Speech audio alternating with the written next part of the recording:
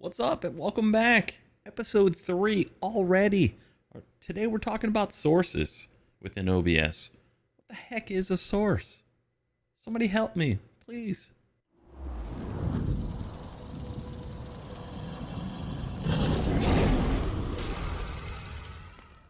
We know what a scene is. We know how to navigate, but what the heck is a source?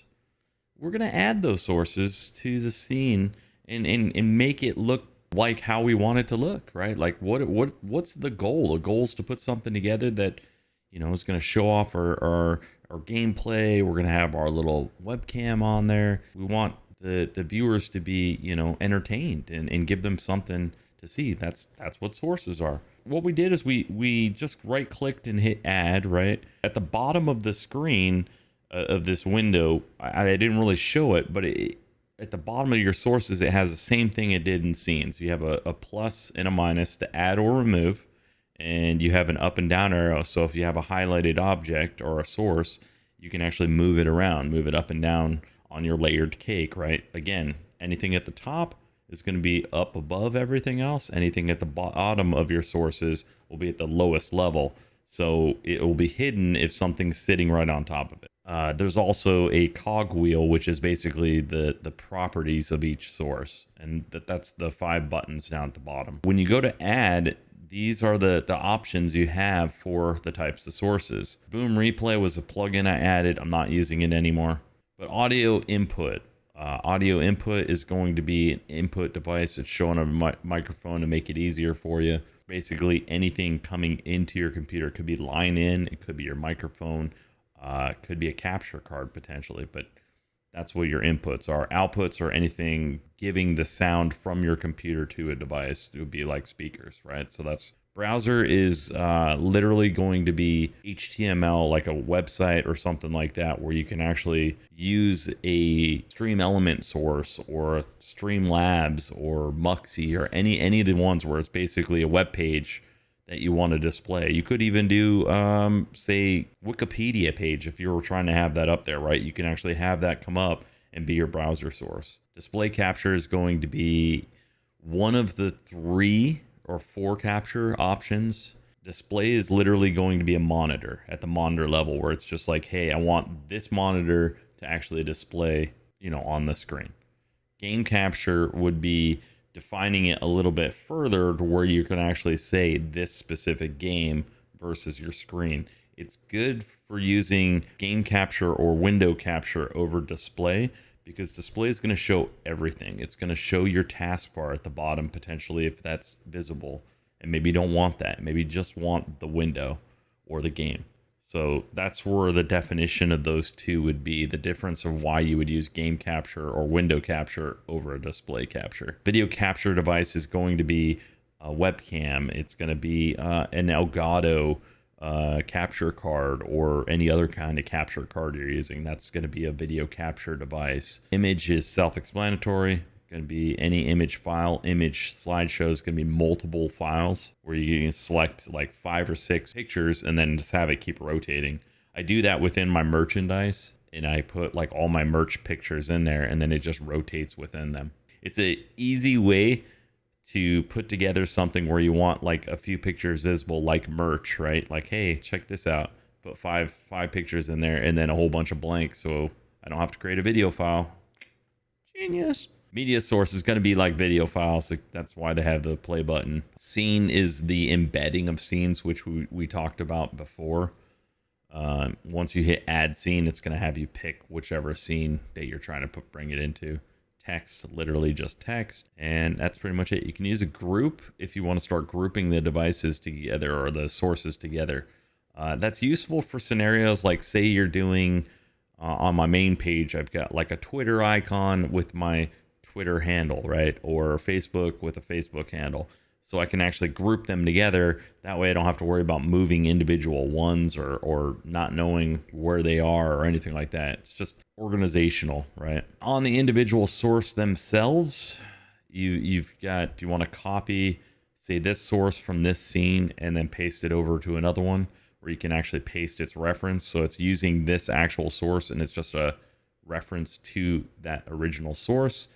You're going to paste a duplicate, so you can do whatever you want with that source on the other page because it's its own entity. You could take the filters you applied to a source, copy them, and then paste them to another one. You can actually like use labeling now, which is a newer feature they added, where you can actually put colors. You can assign colors where, you know, you can say, hey, these are, you know, cameras or something, whatever. It's cool that they're now doing a lot more organizational stuff that you didn't have that option before, because you can have a very cluttered source window like on your scenes the more artifacts that you're adding.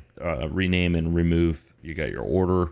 You can do it here, or you could do it at the bottom with the up and down arrow. Transformation. So transforming helps because you can actually specifically transform your source however the heck you want to do it, right? Like it could just literally be completely transformed there.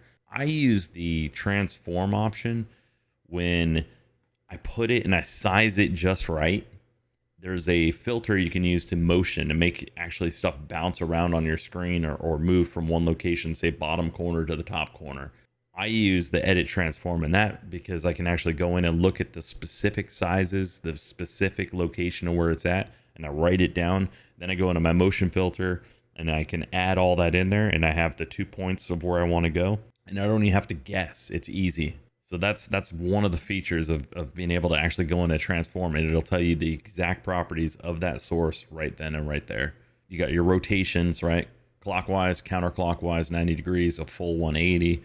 Flip it. If you want something to fit to the actual dimensions of the screen, but still keep its aspect ratio, use fit to screen. Stretch to screen is going to just completely stretch it to get it to the full length. So it's going to throw off your aspect ratio of whatever you're using. And then you have your centered options to go ahead and put it in the middle of the screen or just vertically or horizontally centered. This is a new feature as well, hiding in mixer.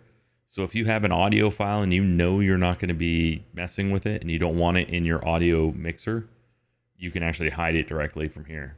That is pretty cool. Before, you used to have to just do it all in the mixer and mess around there, but you can do it here. I don't really mess with de-interlacing. If you guys want more details about that and you want to see full videos on that, just let me know. We can do it later. Same thing with this. And then we talked about the projector sources and all that last episode in scenes, if you want more info on that. Then you got the properties of your source and the filters. Again, remember filters. If you put filters directly on your source, it will be applied anytime you use that source anywhere else in your system. So on my webcam, I've got filters, and that filter is specific for my chroma key for the green screen, and then I add a little bit. I touch up the color because it's just a Logitech webcam. And yeah, that's pretty much it. That's all there is to it. You just got to add them. Oh, you're getting gypped. Sorry, my bad. We'll go into more details. When you're adding a source to your scene, you can literally drag and drop your video file, your audio file, whatever you want. You could just drag and drop it right onto your window. So on this scene here, you can see drag and drop my logo. Boom. Puts it right onto the scene. It adds the actual source, and then I can adjust the layer of where it's at within my scene, because I don't want it to be at the very top. I want stuff to be up and over it, right? I got my logo here, and then I have the channel text on top of it. So you can see how, again, that layered cake, right? You can just kind of build it up. Within the sources, you've got your eyeball. This is just literally to show it or not show it. So there's my 10-minute timer. I'm going to hide it, and then I'll bring back my 5-minute timer. It's a browser source, so it takes a second to pop up. Animated text, we'll go ahead and drop that. And then the padlock's pretty easy. That just means if it's locked in place, you can't edit it. The moment it's unlocked, you can move it around and do whatever you want. But I think that covers pretty much all of the items of sources. It's not super complicated, guys. Just think of what you want to add to your scene, what you want it to look like, and then you can take your video files or your graphics or anything like that, just drag and drop them onto your scene, or you can right click and say add, and then say, hey, I want to add an image, and then browse to that image file and do it that way too. So either way, drag and drop or browse.